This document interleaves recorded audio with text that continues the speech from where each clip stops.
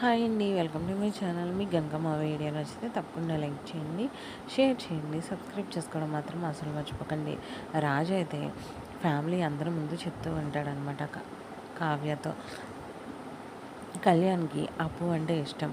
నేను అప్పునే ఇచ్చి కళ్యాణ్‌కి పెళ్లి చేద్దాం అనుకుంటున్నాను అని చెప్పి అంటాడు. ఇంకా ఆ మాటలకి కావ్య అయితే రివర్స్ అవుతుంది.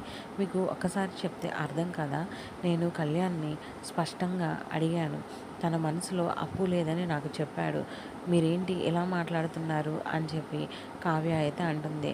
అరే నిజం చెప్పరా నువ్వు అని చెప్పి ఇంకా రాజు అయితే కళ్యాణ్‌ని అడుగుతాడు. కళ్యాణ్ ఇప్పటికైనా నిజం చెప్పు నువ్వు అందరికీ వినిపించేలాగా అంటాడు. ఇంకా కళ్యాణ్ ఆలోచిస్తూ ఉండంగా ధాన్యలక్ష్మి అయితే అంటుంది, నీ మనసులో అప్పు ఉండడం ఏంటి, దాన్ని నువ్వు పెళ్లి చేసుకోవడం ఏంటి, అసలు ఏంట్రా ఇదంతా చెప్పరా అని చెప్పి ఇంకా ధాన్యలక్ష్మి అయితే అడుగుతుంది. కళ్యాణ్ ఆలోచిస్తూ ఉంటాడు.